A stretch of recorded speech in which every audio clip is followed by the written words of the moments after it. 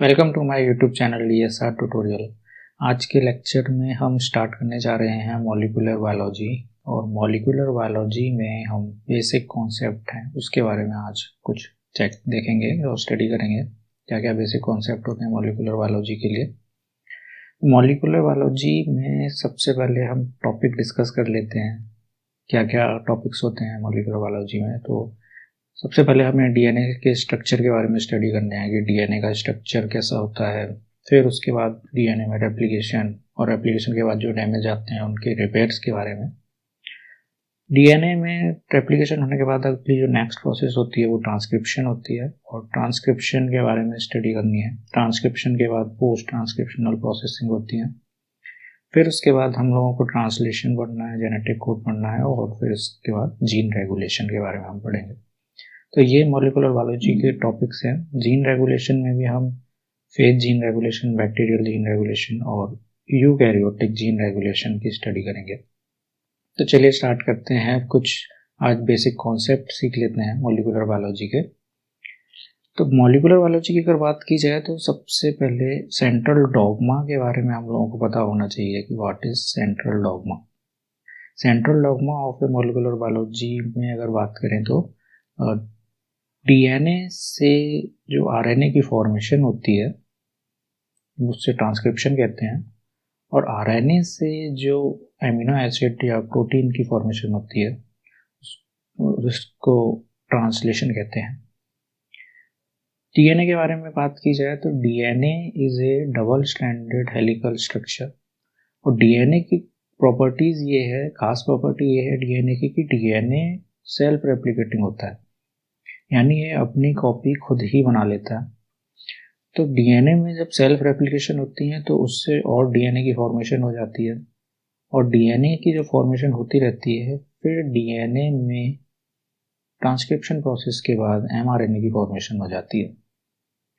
तो first step जो central dogma का है वो है ट्रांसक्रिप्शन। और ट्रांसक्रिप्शन में हम लोगों ने क्या जाना कि डीएनए से आरएनए की फॉर्मेशन होती है और इस प्रोसेस को ट्रांसक्रिप्शन कहते हैं। फिर आरएनए से ट्रांसलेशन हो जाता है और ट्रांसलेशन से बन जाते हैं एमिनो एसिड्स और बहुत सारे एमिनो एसिड आपस में जुड़ के बना लेते हैं पॉलीपेप्टाइड। तो यहाँ पर जो पॉलीपेप्टाइड की फॉर्मेशन हो रही है ये पॉलीपेप्टाइड फिर और इसमें फर्दर चेंजेस आएंगे पॉलीपेप्टाइड्स में और पॉलीपेप्टाइड भी आपस में जुड़कर क्या बना लेंगे, प्रोटीन का स्ट्रक्चर की फॉर्मेशन करेंगे।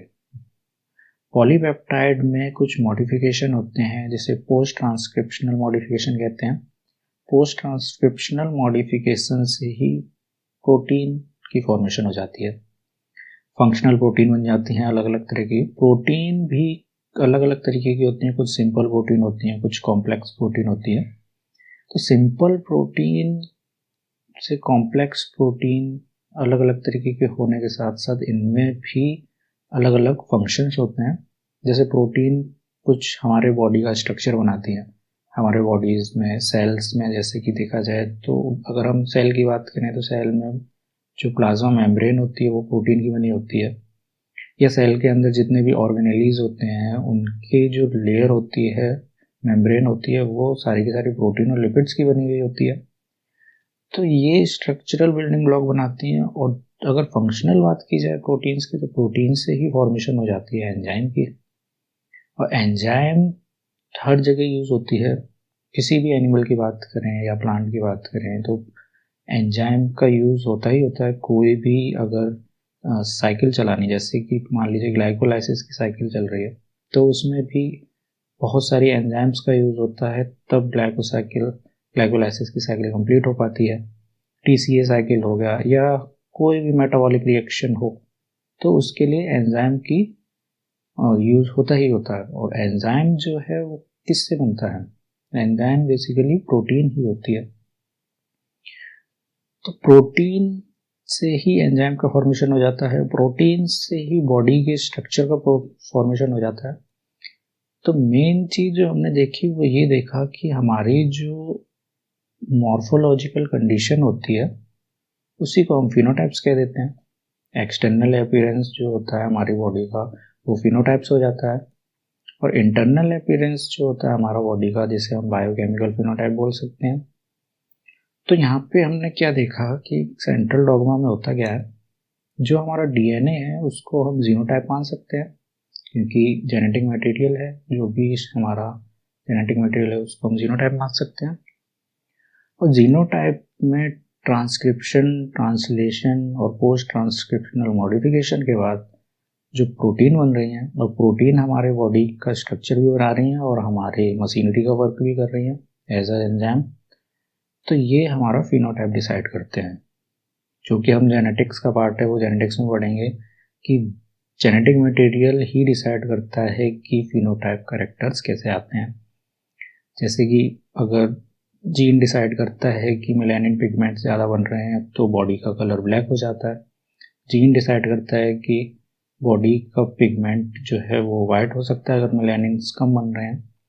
तो ये जीन रेगुलेशन की बातें हैं, और मेन चीज़ जो हम लोगों को जाननी है वो यही है मॉलिक्यूलर बायोलॉजी में कि डीएनए से आरएनए की फॉर्मेशन कैसे होती है, और फिर आरएनए से प्रोटीन की फॉर्मेशन कैसे होती है पॉलीपेप्टाइड बनने के बाद, और पॉलीपेप्टाइड में फर्दर जो चेंजेस आते हैं उनसे प्रोटीन किस तरीके से फॉर्म होती है।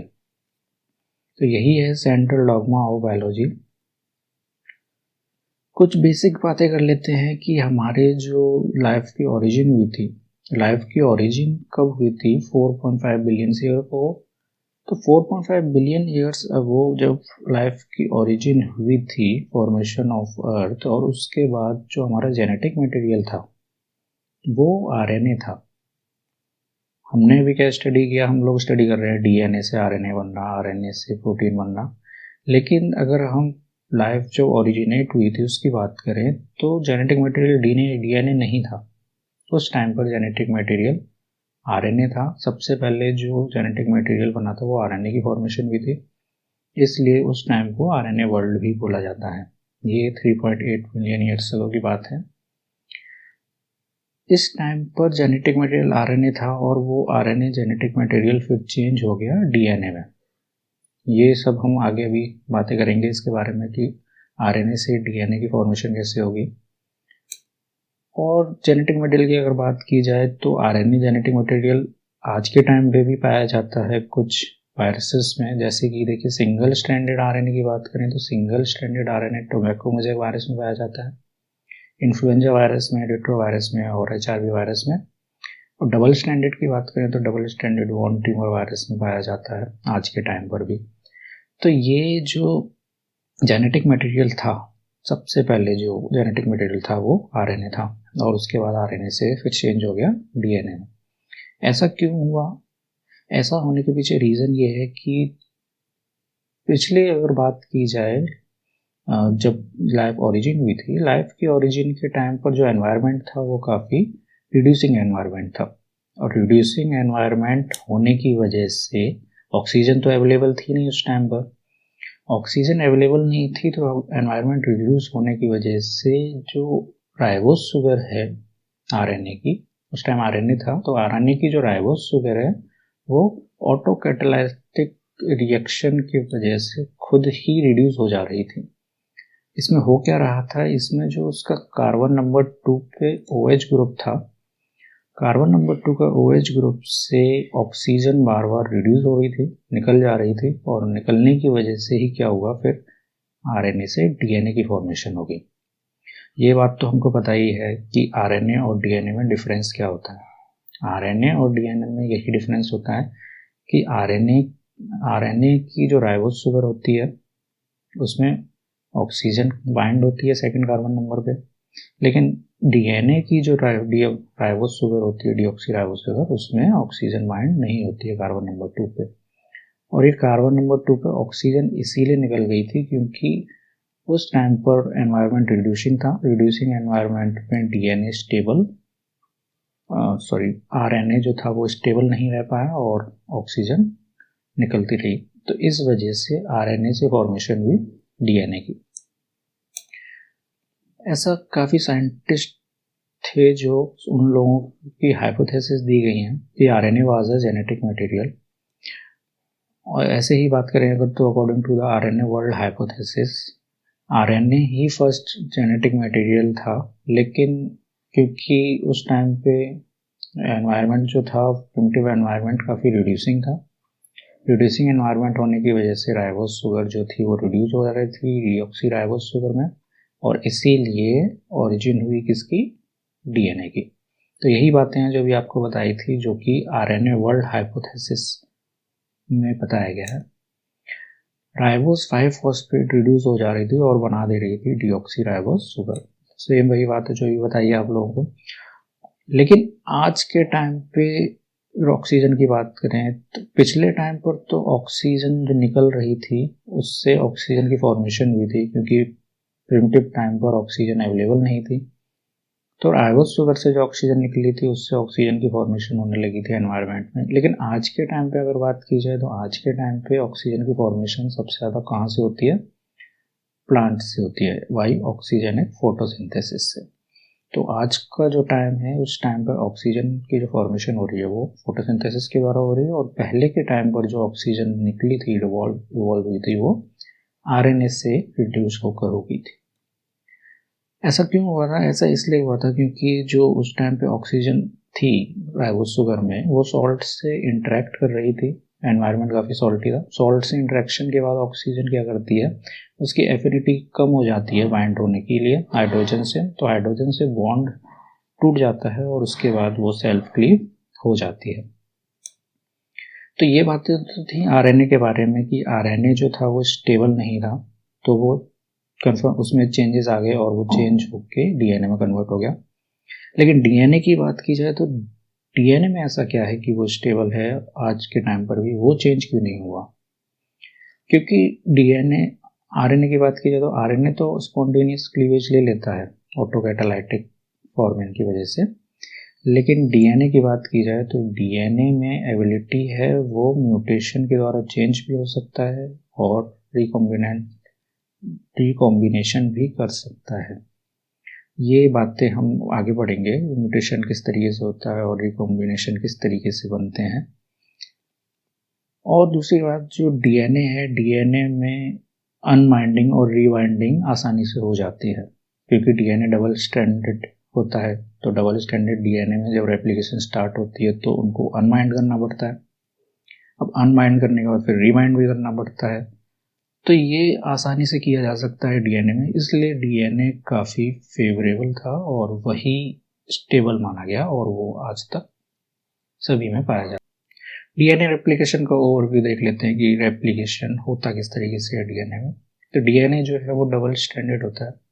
डबल स्ट्रैंडेड डीएनए में से दोनों स्ट्रैंड को अलग अलग करने के लिए हेलिकेज एंजाइम का यूज होता है। हेलिकेज क्या करता है, डीएनए के डबल स्ट्रैंड को रिमूव कर दोनों सिंगल स्ट्रैंड को अलग अलग कर देता है। अब दोनों स्ट्रैंड अलग अलग हो जाएंगे तो आसानी से उनमें रेप्लिकेशन स्टार्ट की जा सकती है। नेक्स्ट स्टेप क्या होता है, जब ये दोनों स्ट्रैंड अलग अलग हो जाते हैं तो उसके बाद एक और एंजाइम का यूज होता है जिसे बोला जाता है DNA polymerase. DNA polymerase enzyme क्या करता है, डीएनए पॉलीमरेज एंजाइम जो न्यूक्लियोटाइड स्ट्रैंड पेरेंटल डीएनए में प्रेजेंट होता है उस न्यूक्लियोटाइड स्ट्रैंड पर नए न्यूक्लियोटाइड्स की बाइंडिंग कराता है। तो डीएनए पॉलीमरेज से ये बाइंडिंग स्टार्ट हो जाती है, step by step nucleotides attach होने लगते हैं दोनों स्ट्रैंड पर, और इस तरीके से ये कॉपी तैयार होती रहती है। तो डीएनए में पेरेंटल कॉपी को टेम्पलेट मानकर नई कॉपी बना दी जाती है, और नई कॉपी बनने के बाद डीएनए में पेरेंटल कॉपी तो सेम एज इट इज जैसी होती है वैसे ही रहती है, और नई जो कॉपी होती है उसकी फॉर्मेशन हो जाती है। तो इस तरीके से डीएनए की रेप्लिकेशन हो जाती है। सेंट्रल डॉग्मा में हमने बात की थी कि डीएनए से फॉर्मेशन हो जा रही थी आरएनए की, और आरएनए से फॉर्मेशन हो रही थी प्रोटीन की। लेकिन कभी कभी ऐसा हो जाता है कि डीएनए से फॉर्मेशन हो डीएनए की जरूरत ही ना हो, आरएनए से फॉर्मेशन हो जाए कभी कभी, किसकी, डीएनए की, और फिर डीएनए से फॉर्मेशन हो जैसे बाकी होती है आरएनए की, और फिर आरएनए से प्रोटीन की। तो इस केस में क्या हो रहा है, इस केस में रिवर्स हो रहा है।